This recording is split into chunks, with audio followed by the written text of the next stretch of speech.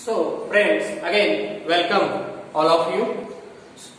आता आपण just Bryophyta complete केला आणि या ब्रायोफायटामध्ये नंतर तुम्हाला त्याचे इकॉनॉमिक इम्पॉर्टन्स दिलेले आहेत. आपण ब्रायोफायटा बघायच्या आधी त्याच्या आधीच्या चॅप्टर मध्ये आपण किंवा किंगडम मोनेरा किंवा ते बाकीचे जे झालेले होते त्यामध्ये आपण शेवटी एक लायकेन्स पार्ट बघितलेला होता. लायकेन मध्ये जो लायकेन आहे तो पार्ट ऍक्च्युअल ब्रायोफायटाचा येतो, म्हणजे मॉसेस, म्हणजे जे ऍडव्हान्स म्हटलं ना तुम्हाला, म्हणजे दगडफूल ज्याला म्हटलं जातं, म्हणजे रॉक्स वरती दगडावरती सुद्धा अतिशय एक्स्ट्रीम एन्व्हायरमेंट मध्ये सुद्धा हे येणारे मॉसेस असतात. फक्त शॅडी प्लेस असावी लागते ब्रायोफायटामध्ये, मी म्हटलं तुम्हाला. तर या लायकेनचा उपयोग काय आहे हे मी तुम्हाला मागेच सांगितलेलं होतं. बरेचसेच मॉसेसचा यूज ऍज अ फ्युएल म्हणून सुद्धा केला जातो. या मॉसेसचे किंवा ब्रायोफायटाचे इकॉनॉमिक इम्पॉर्टन्स विचारतात बोर्डाला, ठीक आहे, आपल्या क्वेश्चन मध्ये. त्यामुळे इकॉनॉमिक इम्पॉर्टन्स तुम्ही चांगल्या पद्धतीने करायचे आहे. वेगवेगळ्या प्रकारचे हर्बिव्हरस मॅमल्स असतील, बर्ड्स असतील, यांचं ऍज अ फूड म्हणून अतिशय चांगलं मटेरियल हे ब्रायोफायटाच आहे. त्याच्यामध्ये स्पॅग्मम, तुम्हाला जे मगाशी मी म्हटलं नाव ब्रायोफायटा, ते ऍज अ फूड म्हणून हे अॅनिमल जे ग्रेझिंग अॅनिमल्स असतात, चरणारे अॅनिमल्स, हे अशा प्रकारचं जे फूड आहे ब्रायोफायटाचं ते काय करत असतात, घेत असतात. मॉसेसचा use as a packing material, transport केलं जातं लिव्हिंग ऑर्गॅनिझम साठी. हे अशा प्रकारचं फूड, एवढं हायली न्यूट्रिश असणारे हे जे ब्रायोफायटा आहे याचं मटेरियल, फूड मटेरियल म्हणून त्याचा काय केला जातो, यूज केला जातो. लायकेन तर आता तुम्हाला जस्ट मी सांगितलंच, ठीक आहे. त्याच पद्धतीनं वेगवेगळ्या सॉइलचं इरोजन होत नाही, मातीची धूप होत नाही, दगडाचं जास्त वेदरिंग होत नाही, कारण हे दगड फुल वगैरे जे असतात ते दगडावरती येतं लायकेन, आणि लायकेनचा यूज पण सांगितला. आणि दुसरं म्हणजे काय, जिथं लायकेन असतं तिथं कुठल्याही प्रकारचं काय नसतं, पोल्युशन नसतं, ठीक आहे. Very why, because of lichens are very sensitive to pollution. Pollution जिथं असेल तिथं ते लायकेन येत नाही, ठीक आहे. अशा प्रकारचे जे मॉसेस आहेत याच्यामुळं मातीची धूप होत नाही, ज्याला सॉइल बाइंडर असं म्हटलं जातं. माती धरून ठेवणाऱ्या या छोट्या छोट्या वनस्पती आहेत ब्रायोफायटा. आणि मग आता आपण नेक्स्ट इकॉनॉमिक इम्पॉर्टन्स ब्रायोफायटाचे कंप्लीट केल्यानंतर बघणार आहोत. त्याचं नाव आहे टेरिडोफायटा.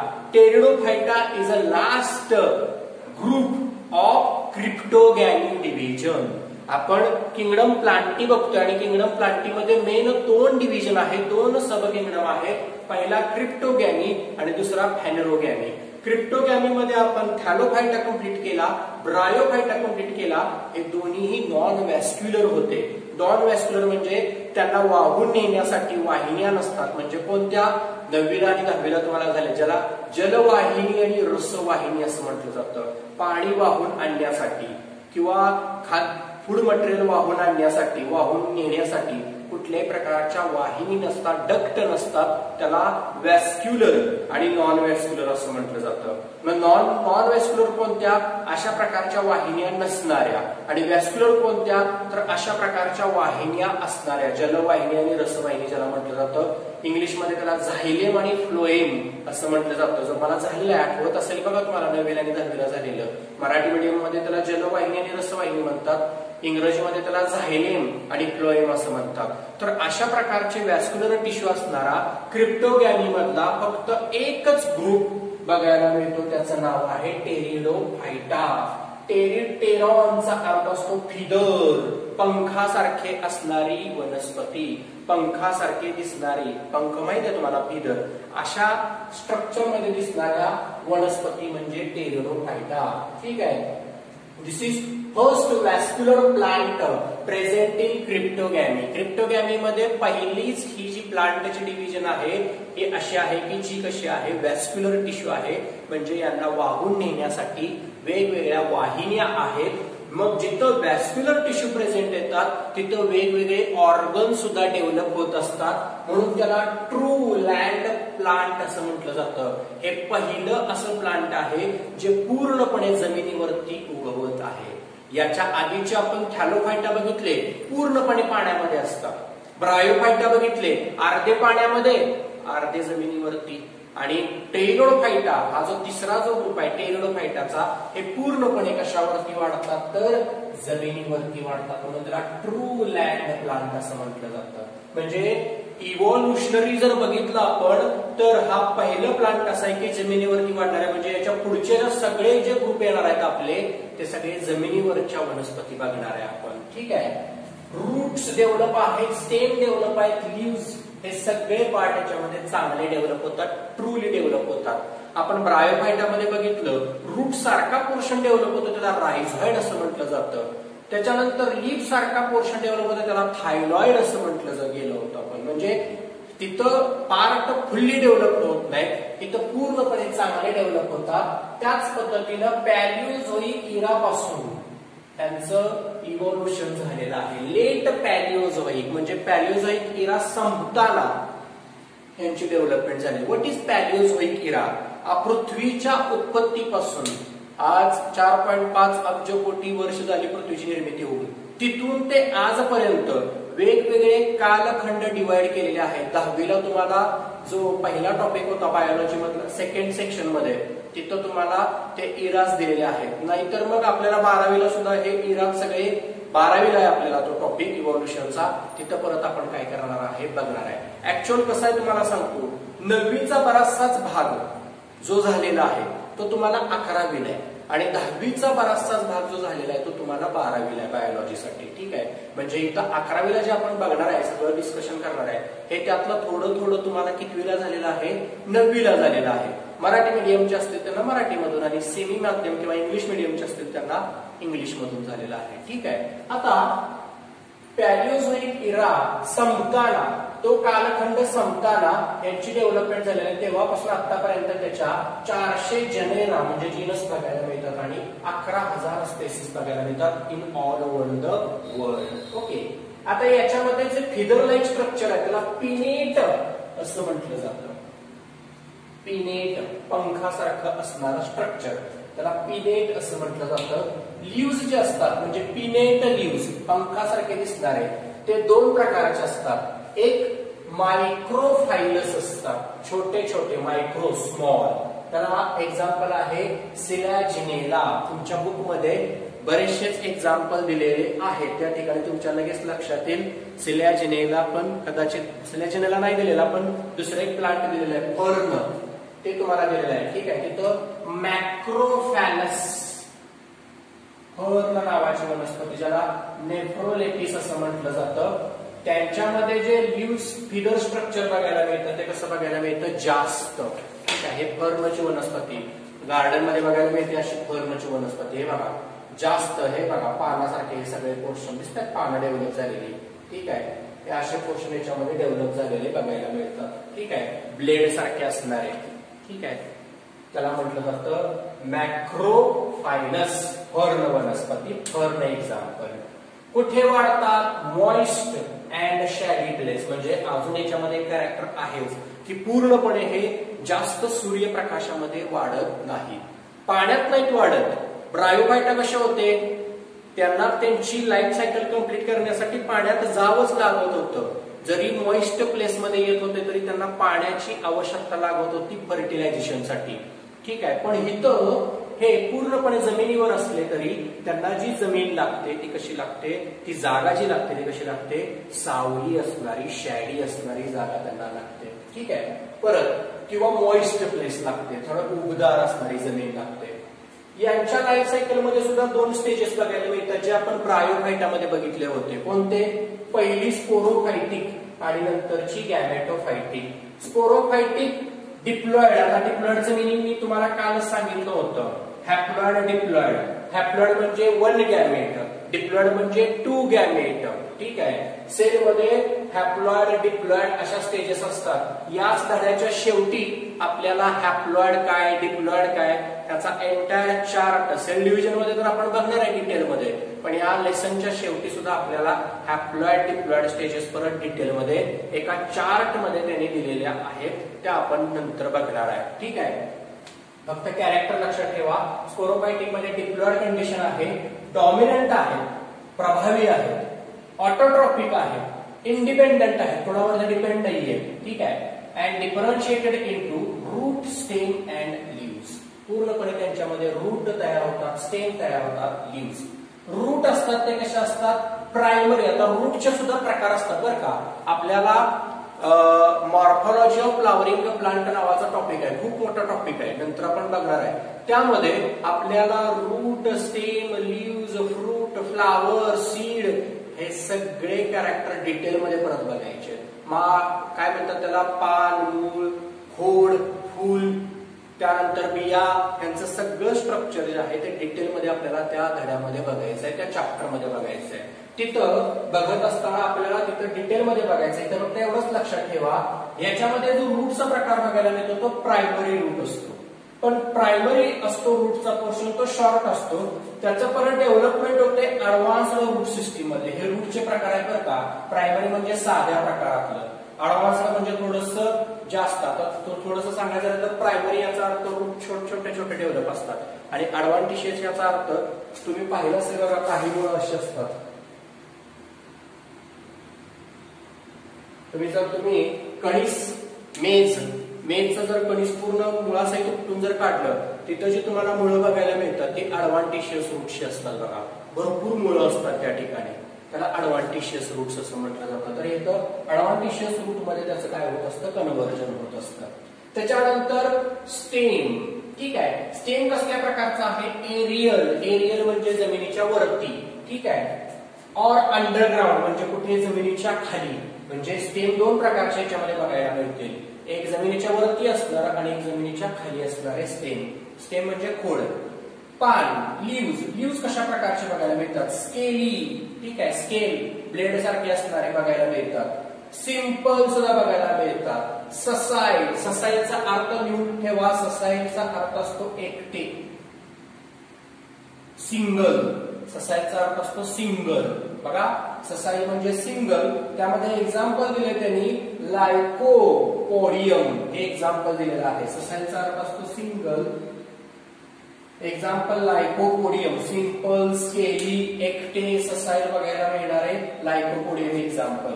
लार्ज, मोठ्या प्रमाणावरती बघायला मिळणारे कुठलं, नेफ्रोलेपिस किंवा शॉर्ट मध्ये त्याला काय म्हटलं जातं, फर्न मध्ये तुम्हाला एकच बघायला मिळणार नाही लीव्हचं स्ट्रक्चर, भरपूर पानांचे काय बघायला मिळतील, ब्रांचेस बघायला मिळतील.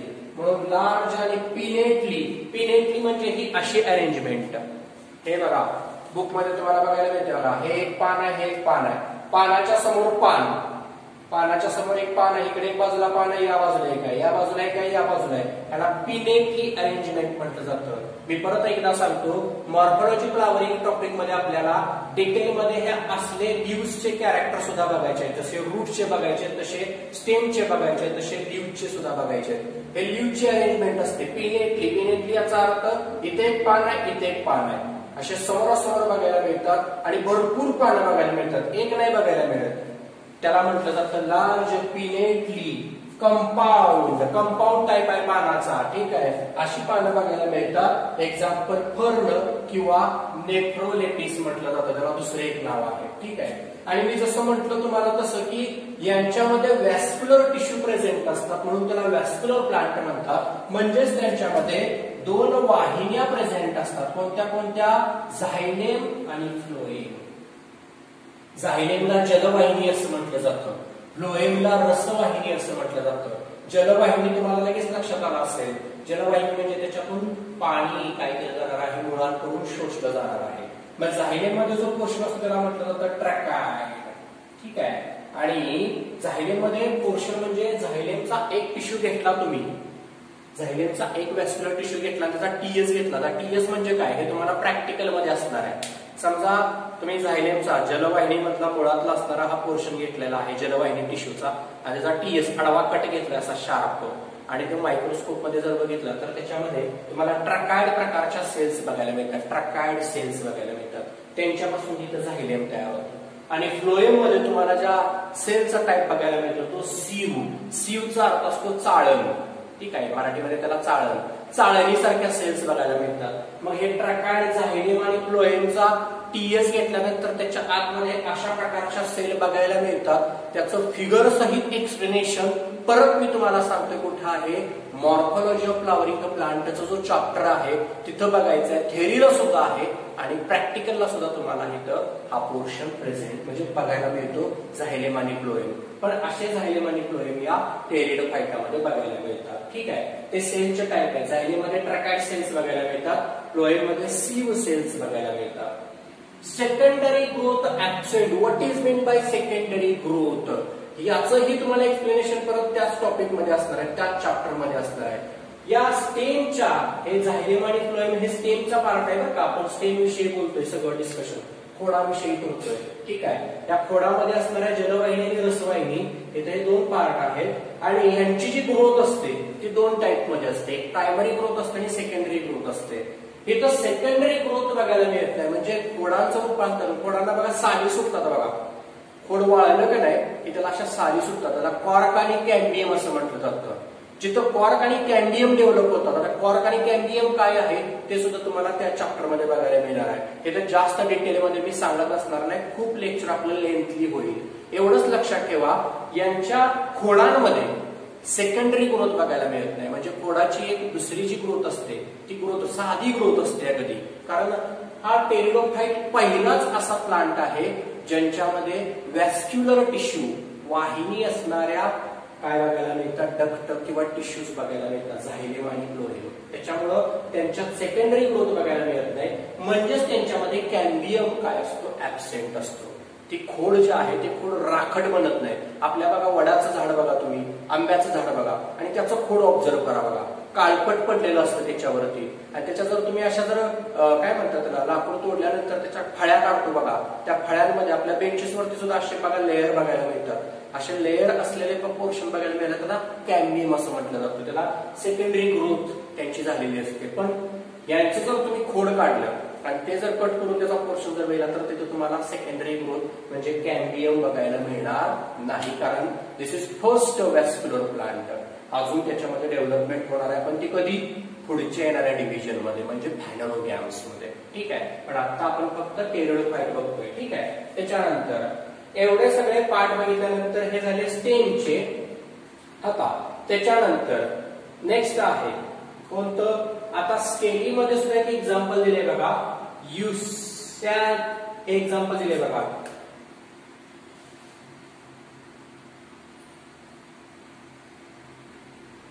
युसेप्टम हे एक्झाम्पल कशाचं आहे, स्केली असणाऱ्या लीव्हचं आहे. ठीक आहे, हे एक्झाम्पल मी इथं एरोला दाखवलेलं आहे, लिहायला जागा नाहीये, पण तुम्ही जर बुक मध्ये रेफर केलं तर लगेच लक्षात येईल. स्केली असणारं लीफ कोणतं आहे, हे युसेप्टम. आणि सिंपल आणि ससाईल असणारे एक्झाम्पल बर्नचं. ठीक आहे, आणि त्याच्यानंतर आपण स्टेम बघितले आणि स्टेम जे आहे त्या स्टेम मध्ये झायलेम आणि फ्लोएम कशा टाइप मध्ये असतात ते बघितलं. सेकंडरी ग्रोथ कशी असते, ऍबसेंट असते का प्रेझेंट असते ते बघितलं, तर पूर्णपणे ऍबसेंट असते. ठीक आहे, इथं स्टेम झालं. त्यानंतर लीव्स सुद्धा आपण डिस्कस केलं. ठीक आहे, आणि रूट जे आहे, ठीक आहे, या ठिकाणी रूट मध्ये आपण काय पाहिलेलं आहे तर प्रायमरी जे रूट्स आहे ते शॉर्ट असतात त्याचा ऍडव्हान्स मध्ये. म्हणजे हे जे झायलेम आणि फ्लोएम आहे ते स्टेमचे पोर्शन आहेत आणि लीव्स मध्ये आपण हे एवढे कॅरेक्टर बघितले. हा लीव्हचा पोर्शन आहे हा सगळा. स्टेम मध्ये एरियल आणि अंडरग्राउंड. पण स्टेम जे असतात ते दोन प्रकारे असतात, झायलेम आणि phloem. Tracheid cell, sieve cells, secondary growth absent in stem and also cambium is absent in stem. अजून नेक्स्ट, या असणाऱ्या एंटायर प्लांटला हेटेरोमॉर्फिक अल्टरेशन असं म्हटलं जातं. What is mean by heteromorphic? हेटेरोमॉर्फिकचा अर्थ असतो वेगवेगळे ऑर्गन. कोणते वेगवेगळे ऑर्गन? Route, stem, leaves. प्रत्येक वेगवेगळे आहे, प्रत्येकातलं स्ट्रक्चर वेगवेगळं आहे, म्हणून त्याला हेटेरोमॉर्फिक अल्टरेशन असं म्हटलं जातं. ठीक आहे, हेटेरोमॉर्फिक अल्टरेशन याचा अर्थ root, stems, leaves are differentiated. पूर्णपणे वेगवेगळे असतात, त्यांचे ऑर्गन सुद्धा डेव्हलप होत असताना वेगवेगळ्या पद्धतीने होत असतात, जे आता आपण बघितलं या ठिकाणी रूट, स्टेम आणि लीव्स मधलं. ठीक आहे, या असणाऱ्या टेरिडोफाइटाचं पुन्हा क्लासिफिकेशन केलं जातं. आता इथं डिटेलमध्ये परत तुम्हाला सिलेबस मध्ये क्लासिफिकेशन दिलेलं नाही, त्याच्यामुळे आपण बघणार पण नाही. इन शॉर्ट मध्ये फक्त त्याचं क्लासिफिकेशनचे नावं लक्षात ठेवा आणि एक्झाम्पल. पहिला आहे एक सायलोप्सिडा. पी सायलेंट आहे. सायलोपसिडा म्हटलं जातं. स्पेलिंग लिहिताना पी पासूनच द्यायचं, पण पी सायलेंट असल्यामुळे उच्चार करताना सायलोपसिडा करायचं. एक्झाम्पल परत सायलोटम, परत पी सायलेंट आहे बघा. लायकोपसिडा, लायकोपसिडा मध्ये एक्झाम्पल आहे सिलॅजिनेला. त्यानंतर स्पिनोपसिडा, स्पिनोपसिडा एक्झाम्पल युस्टेटम. ते मगाशी मी म्हटलं स्केली, त्याच्यामध्ये लीफ बघायला मिळतात स्केली शेप मध्ये. त्याच्यानंतर शेवटचा आहे टेरोप्सिडा. एक्झाम्पल 3 एक्झाम्पल आहेत ड्रायोप्टर्स, त्यानंतर टेरिस आणि तिसरा आहे ते अडॅप्टम. ठीक आहे, हे त्याच्यामध्ये 3 एक्झाम्पल्स बघायला मिळतात. अशा पद्धतीनं टेरिडोफायटाचे किती क्लासेस पडतात? 4 क्लासेस पडतात. 1 बाय 1 परत एकदा रिपीट करतोय, उच्चार करतोय बघा, लक्षात ठेवा. सायलोपसिडा एक्झाम्पल सायलोटम, लायकोपसिडा एक्झाम्पल सिलॅजिनेला, स्पिनोपसिडा त्याचं एक्झाम्पल काय आहे? युस्टॅटम. त्याच्यानंतर नेक्स्ट आहे तो कोणता आहे? टेरोप्सिडा एक्झाम्पल ड्रायोप्टर्स, त्यानंतर दुसरं एक्झाम्पल टेरिस आणि तिसरं अडॅप्टम. मग हे सगळे झाले कॅरेक्टर्स आणि सगळ्यात शेवटी मग त्याचे इकॉनॉमिक इम्पॉर्टन्स. जसे आपण इकॉनॉमिक इम्पॉर्टन्स थॅलोफायटाचे पण बघितले होते, ते बघा स्पेस ट्रॅव्हलर वगैरे त्याचा फूड म्हणून उपयोग करत होते त्या थॅलोफायटामध्ये असणाऱ्या अलगीचा. त्यानंतर आगार मध्ये आपण त्याचा यूज बघितला होता. आगार तयार करण्यासाठी टिश्यू कल्चर टेक्निक मध्ये यूज केला जातो थॅलोफायटा मधल्या आगाराचा, अलगीचा. त्या ब्रायोफायटामध्ये मॉसेस मध्ये मी लायकेनचे एक्झाम्पल सांगितलं. ब्रायोफायटामध्ये सुद्धा वेगवेगळे त्याचे एक्झाम्पल्स बघितले आपण. ठीक आहे, म्हणजे इकॉनॉमिक इम्पॉर्टन्स बघितले. त्याच्यानंतर लास्ट जो टेरिडोफायटा आहे, या टेरिडोफायटामध्ये सुद्धा त्याची इकॉनॉमिक इम्पॉर्टन्स आहे. कोणते कोणते? तर पहिलं यूज ऑफ मेडिसिनल पर्पजेस. या टेरिडोफायटामध्ये कितीतरी अशा दुर्मिळ वनस्पती आहेत, प्लांट आहेत, ज्याचा उपयोग काय केला जातो? वेगवेगळ्या प्रकारची औषधं तयार करण्यासाठी तयार केला जातो. ठीक आहे. ऍज वेल एज सॉइल ब्लाइंडर. मोठ्या प्रमाणावरती काय केलं जातं? माती धरून, मातीची धूप होऊ नये म्हणून काय केलं जातं? इथं या प्लांटचा उपयोग, म्हणजे शेताकडेला किंवा जंगलामध्ये अशा प्रकारच्या वनस्पती जर लावल्या तर त्या माती धरून ठेवतात चांगल्या प्रकारे. ठीक आहे. आणि ऑर्नामेंटल प्लांट, ऑर्नामेंटल म्हणजे सुशोभित, वेगवेगळ्या शोभेची. गार्डन मध्ये वेगवेगळे जे प्लांट बघायला, फर्न हे कॉमन प्लांट आहे, गार्डन मध्ये बघायला मिळतं बघा. फर्न वनस्पती सगळ्या प्रकारच्या गार्डन मध्ये कॉमन असणारी, सुरुवातीला एंट्रीलाच असतात बघा फर्न वनस्पती, ज्याला आपण नेफ्रोलेटिस असं म्हणतो. म्हणजे ऑर्नामेंटल प्लांट म्हणून सुद्धा याचा काय केला जातो? यूज केला जातो. तर अशा पद्धतीनं किंगडम प्लांटीमध्ये पहिली जी डिव्हिजन आहे क्रिप्टोगॅमी, त्यामध्ये नॉन व्हॅस्क्युलर प्लांट थॅलोफायटा आणि ब्रायोफायटा कंप्लीट केला, आणि एकमेव व्हॅस्क्युलर असणारा तो म्हणजे कोणता? टेरिडोफायटा. तो आपण काय केलेला आहे? इथं कंप्लीट केलेला आहे. म्हणजे किंगडम अॅनिमालियामध्ये जो क्रिप्टोगॅमी असणारे जे 3 जे त्याचे क्लासिफिकेशन आहे ते इथं कंप्लीट केलेलं आहे. आणि आता आपण किंगडम प्लांटीमध्ये आपण काय करणार आहे? जो फॅनोरोगॅमीची दुसरी डिव्हिजन आहे, त्या फॅनोरोगॅमीमध्ये 2 त्याचे परत क्लास पडतात, जिम्नोस्पर्म आणि अँजिओस्पर्म. ते काय करणार आहे आता आपण स्टार्ट करणार आहे. ओके फ्रेंड्स, नेक्स्ट जिम्नोस्पर्म और जिम्नोस्पर्मी कोणत्या येणाऱ्या डिव्हिजन मध्ये येणार आहे? तर फॅनोरोगॅमी मध्ये येणार आहे. ठीक आहे, म्हणजे इथं आपण क्रिप्टोगॅमी कंप्लीट केलेला आहे. आणि सेकंड जो असणारा आपला जो डिव्हिजन आहे त्याचं नाव काय? फॅनेरोगॅमी. ठीक आहे, फॅनेरोगॅमी. फॅनेरोगॅमीचं मिनिंग सांगितलं होतं. गॅमी म्हणजे मॅरेज, आणि त्याच्यामध्ये काय बघायला मिळतात? क्लिअरली बघायला मिळतात. काय? तर मेल आणि फिमेल गॅमेट. आधीची जी क्रिप्टोगॅमी होते ते हिडन मॅरेज त्याला मिनिंग दिलेलं होतं मी. ठीक आहे, आता शब्दशास्त्र नाही घ्यायचं त्याचा, मी काल पण सांगितलं होतं. त्याच्यामध्ये पहिला जो ग्रुप पडतो तो जिम्नोस्पर्मी. जिम्नोचा अर्थ काय असतो? नेकेड. स्पर्मा म्हणजे सीड्स. एवढंच लक्षात ठेवा, इथं विदाउट फ्रूट सीड तयार होतात. Without fruit seed are develop. कुठल्याही प्रकारचे फ्रूट डेव्हलप नाही होत, पण सीड्स तयार होतात. ठीक आहे, जगामध्ये 70 जीनस बघायला मिळतात आणि 1000 स्पेसिस बघायला मिळतात, आणि इंडियामध्ये त्यातल्या 16 आणि 53 बघायला मिळतात. म्हणजे इंडियामध्ये पण नंबर तसा जास्त आहे. ठीक आहे, याच्यामध्ये हे पूर्णपणे एव्हरग्रीन्स सदाबहार असणारी म्हणजे नेहमी सदाहरित असणाऱ्या वनस्पती बघायला मिळतात.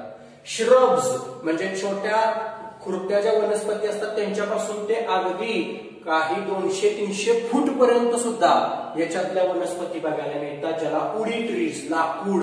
का लाकूड? कारण जिम्नोस्पर्म मधले जे प्लांट असतात ना, याचा उपयोग जास्त करून आपल्याला जे फर्निचर आपण बघायला मिळतं किंवा वेगवेगळ्या प्रकारच्या लाकडाच्या वस्तू बघायला मिळतात, त्या जास्त करून या जिम्नोस्पर्मी प्लांट मधल्याच असतात खास करून. ठीक आहे, कारण यांची उंची खूप मोठे मोठे जिम्नोस्पर्मी प्लांट असतात, अगदी 200-300 फूट पर्यंत, 400 फूट पर्यंत उंच असणाऱ्या. अमेझॉन तुम्हाला माहित असेल नदी अमेरिकेमध्ये सापडते, तिथं असे उंच उंच वनस्पती बघायला मिळतात जे जिम्नोस्पर्म मध्ये असतात. प्रिमेटिव्ह ग्रुप आहे यांचा म्हणजे फ्लावरिंग प्लांटचा. फ्लावरिंग प्लांटचा हा जुना प्रकार आहे, कारण याला सुद्धा फुलं येतात, फक्त काय होत नाही, फ्रूट तयार होत नाही फुलांपासून, डायरेक्ट सीड डेव्हलप होतात. कुठल्याही प्रकारचं मध्ये फ्रूट डेव्हलपमेंट बघायला मिळत नाही. तुम्ही पाहिलं असेल बघा, बरेचसे फुलं असतात पण त्या फुलांचं रूपांतरण काय होत नाही, फळामध्ये होत नाही, पण सीड मध्ये होत असतं. ठीक आहे, पण हा जुना प्रकार आहे फ्लावरिंग प्लांटचा, आधीचा आहे. म्हणजे डेव्हलप्ड कोणामध्ये असणार आहे, जिम्नोस्पर्म नंतर अँजिओस्पर्म मध्ये. ठीक आहे, आता याच्यामध्ये सीड्स वरती कुठल्याही प्रकारचं कव्हरिंग नसतं. मगाशी मी म्हटलं तसं फ्रूटचं कव्हरिंग नसतं. काय नसतं, फ्रूटचं कव्हरिंग त्यांच्यामध्ये नसतं. फ्रूट म्हणजेच काय, त्याला ओव्हरी असं म्हटलं जातं. ओव्हरी माहिती आहे तुम्हाला, अंडपेशी. ठीक आहे, अंडकोश मराठीमध्ये त्याला म्हटलं जातं ओव्हरीला. अंडकोश ज्यामध्ये सीड्स असतात. ठीक आहे, पण इथं विदाउट ओव्हरी काय होत असतात, सीड डेव्हलप होत असतात. झायलेम आणि फ्लोएम जे मगाचंच कॅरेक्टर आपण जे टेरिडोफायटामध्ये बघितलं, कारण व्हॅस्क्युलर प्लांट आहे त्यामुळे झायलेम मध्ये ट्रॅकॅड सेल्स असतात आणि फ्लोएम मध्ये कोणते असतात तर सिव्ह सेल्स असतात. कॉमन कॅरेक्टर आहे जे आपण टेरिडोफायटामध्ये बघितलं. स्पोरोफायटिक, मगाशी आपण गॅमेटोफायटिक, स्पोरोफायटिक, ब्रायोफायटामध्ये पण स्पोरोफायटिक, गॅमेटोफायटिक बघितलं, पण इथं फक्त स्पोरोफायटिक काय बघायला मिळते, डेव्हलपमेंट बघायला मिळते. लाईफ सायकलची एकच लाईफ सायकलची स्टेज बघायला मिळते स्पोरोफायटिक, ज्यामध्ये डिफरन्शिएटेड रूट स्टेम लीव्स म्हटलं होतं बघा मगाशी पण मी, की टेरिडोफायटामध्ये गॅमेटोफायटिक आणि स्पोरोफायटिक असतात, पण दोन लाईफ सायकल स्टेजेस जरी असल्या तरी स्पोरोफायटिक ही ऍडव्हान्स्ड आहे, ज्यामध्ये रूट स्टेम लीव्स वेगवेगळे काय होत असतात, डेव्हलप होत असतात आणि ऍडव्हान्स असतात. रूटचा जो टाईप आहे तो कोणत्या प्रकारचा आहे, मी मगाशी पण म्हटलं होतं, रूटचे सगळे पार्ट आपण त्या मॉर्फोलॉजी फ्लॉवरिंग प्लांट मध्ये बघणार आहे. रूट मध्ये जो टाईप आहे तो कोणता आहे, टॅप रूट प्रकार आहे. तो काय असतो ते आपल्याला परत रूटच्या पार्ट मध्ये बघायचं आहे. ठीक आहे, तुम्ही एवढंच लक्षात ठेवा, टॅप रूट पार्ट असतो या रूटचा. ठीक आहे, त्याच्यानंतर टॅप रूट स्ट्रक्चर बघायला मिळतं. And some are symbiotic association. याच्यातल्या जिम्नोस्पर्म मध्ये बऱ्याचशाच वनस्पती अशा आहेत ज्यामध्ये सायकस, ठीक आहे, आणि कोणतं रूट आहे त्याच्यामध्ये, कोरोलॉइड नावाचं रूट आहे या सायकस. उंच वनस्पती असते सायकस बघा. ठीक आहे, या सायकस वनस्पतीमध्ये त्याच्या कोरोलॉइड रूट मध्ये ब्लू ग्रीन अल्गी म्हणजे त्याला फायकोबायॉन्ट असं म्हटलं जातं. पीचा अर्थ आता तुमच्या पाठ झालंय चांगलं. जिथं सिम्बायोटिक असोसिएशन म्हणजे काय, जिथं फंजाय आणि अल्गी एकत्र राहतात त्याला काय म्हटलं जातं, सिम्बायोटिक असोसिएशन.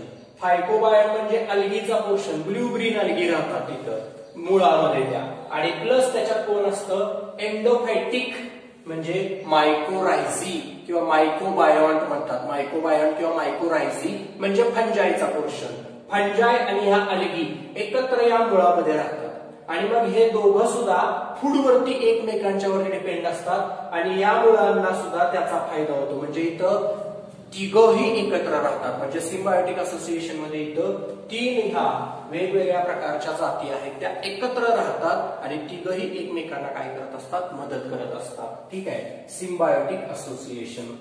जे प्लांट असतात ते इरेक्ट असतात, एकदम ताठर असतात, एरियल असतात. ठीक आहे, उंचच्या उंच वाढतात अगदी.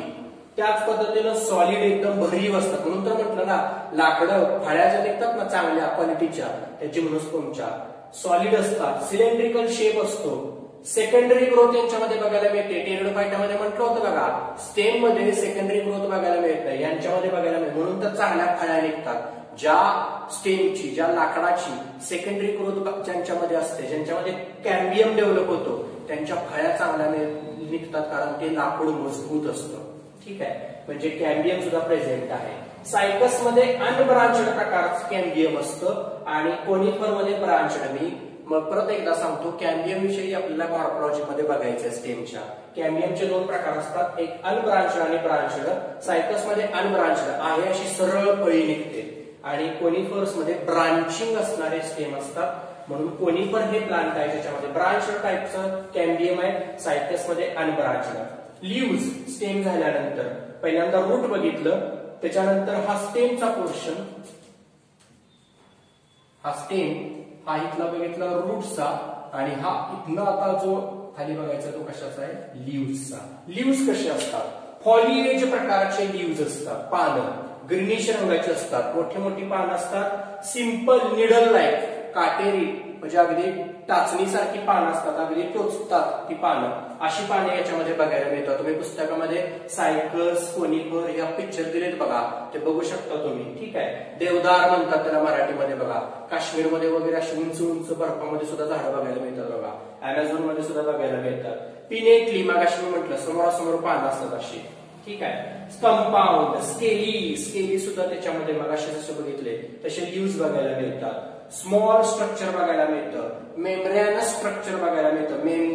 मेम्ब्रेन लेअर प्रेझेंट असतो लीव्स वरती. आणि कसल्या रंगाची पानं असतात, ब्राऊन रंगाची. गार्डन मध्ये सुद्धा अशा प्रकारच्या वनस्पती आपल्या घाटावर सुद्धा आहेत, सायकस वनस्पती. तुम्ही कधी घाटावर गेल्यानंतर लगेच तुमच्या लक्षात येईल सायकल काटेरिया अशी पानं त्याची टोचल्यासारखी दिसतात बघा. खूप आहेत वनस्पती आपल्या घाटावरती सुद्धा. म्हणजे गार्डन मध्ये सुद्धा ऑर्नामेंटल प्लांट म्हणून या सायकसचा वापर केला जातो. हे सायकस कॉमन वनस्पती आहे, प्लांट आहे जिम्नोस्पर्म मधली, सगळीकडे बघायला मिळते सायकस. ठीक आहे, तुम्ही पुस्तकामध्ये सायकस बघायला आणि मग तुम्हाला लगेच लक्षात येईल सायकस कुठल्या वनस्पती आहे ती. ठीक आहे, ब्राऊन रंगाची त्याची पानं असतात. तर इथं रूट स्टेम लीव्स कॅरेक्टर आपण पूर्ण डेव्हलप केलेले आहेत. त्याच्यानंतर रिप्रोडक्शन जे आहे ते सेक्शुअल रिप्रोडक्शन असतं.